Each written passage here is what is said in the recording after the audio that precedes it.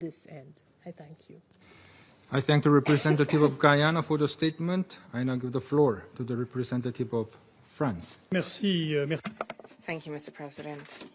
First and foremost, I wish to thank the Undersecretary General for Political and Peace-Building Affairs, Madam Rosemary DiCarlo, for the briefing, which establishes the facts in an elucidating way.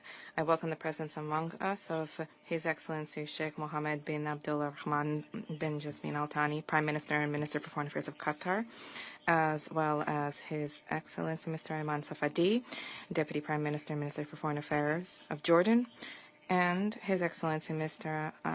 Anwar Gargash, Diplomatic Advisor to the President of the UAE. I also welcome the representative of Israel, of Turkey, of Iraq, of Kuwait, and of Egypt.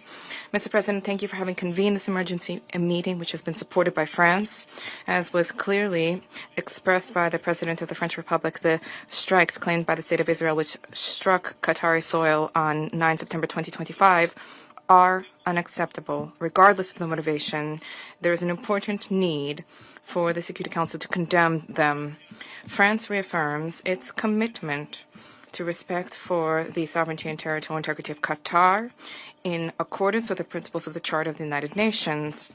We extend our full solidarity with the Emir, to the Emir of Qatar, His Highness Excellency Sheikh Mohammed Al-Thani, as well as the Qatari people. The President of the Republic of France yesterday extended to the Emir of Qatar our full support. These strikes represent a grave violation of international law. Let us recall that the use of force throughout and at all times is strictly regulated by the Charter of the United Nations. These strikes generate a grave risk to regional stability, which has already been imperiled by an alarming escalation of tensions in Lebanon, in Syria, and the entire region. It is in the interest of all parties, including Israel, to avoid a new cycle of violence with devastating consequences for the entire region. Therefore, we call upon all parties to exercise utmost restraint. These strikes, lastly, targeted the very area where critical talks are being held for peace in Gaza, and targeted those who were conducting the talks to achieve a ceasefire and the release of all hostages who are still being held by Hamas in Gaza.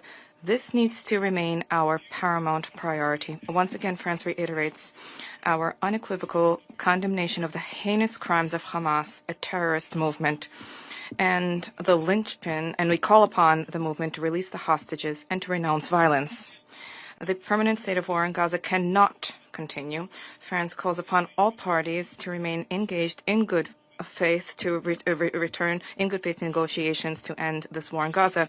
To that end, we welcome the tireless efforts of Qatar, which alongside Egypt and the United States has been engaged in critical mediation efforts, and we are very much grateful to Qatar, a key mediator, and we call upon them to continue mediation to that end. Mr. President, there is an alternative to the cycle of violence that is a political solution rooted in the two-state solution. This is the only way to achieve a lasting peace and security for the Israelis and for the Palestinians, as well as for the entire region. This solution hinges on the recognition of a sovereign Palestinian state with renewed and reformed governance. This solution hinges on the disarmament of Hamas, its exclusion for the future governance of Hamas, governance of Gaza, and the deployment of an international stabilization mission in the Strip. And the solution hinges on Israel's regional integration and the ultimate establishment and construction of a robust security architecture for the entire region. We will remain mobilized to achieve a two-state solution, as was the case during the conference in New York, co-chaired by Saudi Arabia. In July, the New York Declaration, the outcome of the work of the conference, sets out a unique roadmap to make the two-state solution a reality. This conference, which will undertake its next step on the 22nd of September during the high-level week of the General Assembly, generates unprecedented political momentum for peace and security for all in the region. This is a path towards peace. Thank you. I thank the representative of France for the statement. I now give the floor to the representative of China. Thank you, President. I thank Algeria, Pakistan, and Somalia for their initiative in organizing this meeting. And I welcome the presence of His Excellency Mohammed, Prime Minister and Minister for Foreign Affairs of Qatar, and His Excellency Safadi, Deputy Prime Minister and Minister for Foreign Affairs of Jordan, His Excellency Mr. Gargash, Diplomatic Advisor to the President of the UAE, and thank USG DiCarlo for her briefing.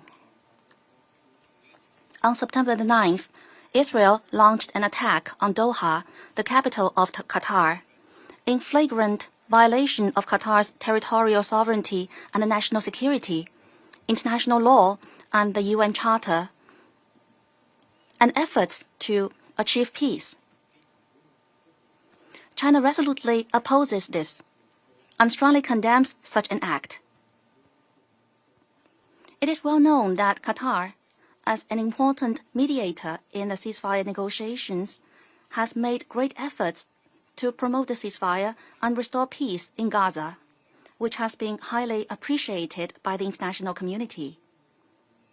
We note that on September 7th, the U.S. put forward a new ceasefire proposal and claimed that Israel had agreed to it. However, just 2 days later, a Hamas delegation which was discussing the ceasefire proposal was attacked by Israel. Such an act of bad faith, irresponsibility, and the deliberate sabotage of the negotiations is indeed despicable. China is deeply concerned that the attack could lead to further escalation of tensions in the region. We must point out that this incident is closely related to the long-standing differing positions of some non-regional countries regarding the Middle East issue. We would like to advise these major countries, in the interest of regional peace and stability, to take a fair and responsible stance to play a constructive role along with the international community in promoting a ceasefire and cessation of hostilities and in easing tensions in the region. I would like to reiterate that military means and the indiscriminate use of force are not the way out of this problem, and that an immediate ceasefire is the right way to save lives and bring the hostages home. China strongly calls on all parties concerned, in particular Israel, to work harder to ease the fighting and resume negotiations, rather than the opposite. Israel must immediately cease all military operations in Gaza, fulfill its obligations under international humanitarian law as an occupying power, fully restore humanitarian access, and support the relief operations of the UN and other humanitarian agencies. President, the Gaza conflict has been going on for almost 2 years, resulting in a humanitarian catastrophe that is appalling and unprecedented in nature. During this period, we have witnessed over and over again the violation of international law and the undermining of the basic norms of international relations. The world cannot return to the law of the jungle, and the Middle East cannot remain in a state of perpetual war. As the primary organ for the maintenance of international peace and security, the Security Council has the responsibility to safeguard international order and the rule of law, and to promote regional peace and stability. The Council is now discussing a draft resolution on the humanitarian issue of Gaza. China supports Council's immediate action to end the fighting in Gaza and to ease the humanitarian catastrophe, and calls on the Council members and the international community to make joint efforts to this end. Thank you, President. I thank the representative of China for the statement. I shall now make a statement in my capacity as representative of the Republic of Korea.